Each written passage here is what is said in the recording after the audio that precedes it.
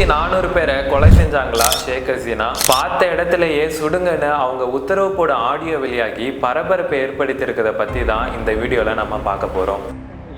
अपर निर्देशना লাগবে নাবার নির্দেশনা দেওয়া আছে, ওপেন নির্দেশনা দিয়ে দিচ্ছে।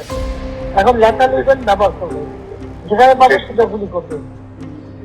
போன வருஷம் பங்களாதேஷ்ல நடந்த மாணவர்கள் போராட்டத்தினால அப்போ அங்க பிரதமரா இருந்த ஷேக் ஹசீனா பதவியை ராஜினாமா பண்ணிட்டு நாட்டை விட்டு தப்பிச்சு ஓடுனாங்க.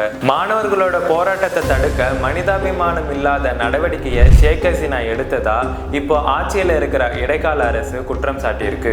இது மட்டும் இல்லாம ஷேக் ஹசீனா மேல அந்த நாட்டுல பல வழக்குகளும் தொடரப்பட்டிருக்கு. இப்போ அவங்க நாட்டை விட்டு வெளியேறி ஒரு வருஷம் ஆன நிலையில கடந்த 2024 ஜூலை மாசம் ஷேக் ஹசீனா மாணவர்கள் போராட்டத்துக்கு எதிராக பயங்கர ஆயுதங்களை யூஸ் பண்ணவும், போராட்டக்காரங்களை எங்க பார்த்தாலும் சுடவும் பாதுகாப்பு படைக்கு அவங்க உத்தரவிடும் தொலைபேசி ஆடியோ வெளியாகி பெரும் பரபரப்பை ஏற்படுத்தியிருக்கு. டாக்கால இருக்கிற வங்கதேச பிரதமரோட அதிகாரப்பூர்வ இல்லத்துல தான் இந்த ஆடியோ பதிவு செய்யப்பட்டிருக்கு. BBC செய்தி நிறுவனமும் இந்த ஆடியோ பதிவை உறுதிப்படுத்தியிருக்கு. இந்த போன் காலுக்கு அப்புறம் தான் டாக்கா ஃபுல்லா ராணுவ துப்பாக்கிகள் மூலமா துப்பாக்கி சூடுகள் நடந்ததை போலீஸ் பதிவுகளும் உறுதிப்படுத்துது. மாணவர்கள் போராட்டத்தப்போ நடந்த வன்முறையில கிட்டத்தட்ட 1400 பேர் பலியாகி இருக்காங்கன்னு ஐநாவும் சொல்லியிருக்கு. தடயவியல் ஆய்வாளர்களும் இந்த ஆடியோ உண்மைங்கிறத உறுதி பண்ணியிருக்காங்க. தகவல் தொடர்புகளை சரிபார்க்கும் வங்கதேச அரசு நிறுவனமான தேசிய தொலைத்தொடர்பு கண்காணிப்பு மையத்தால இந்த ஆடியோ பதிவு செய்யப்பட்டிருக்கு. இதை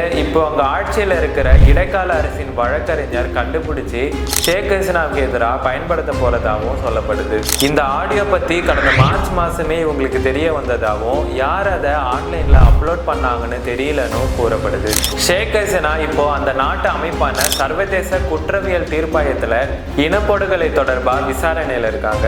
இந்த ஆடியோவும் அவங்க மேல இருக்கிற மற்ற குற்றங்களும் நிரூபிக்கப்பட்டா அவங்களுக்கு மரண தண்டனை விதிக்கவும் வாய்ப்பு இருக்கிறதா சொல்லப்படுது.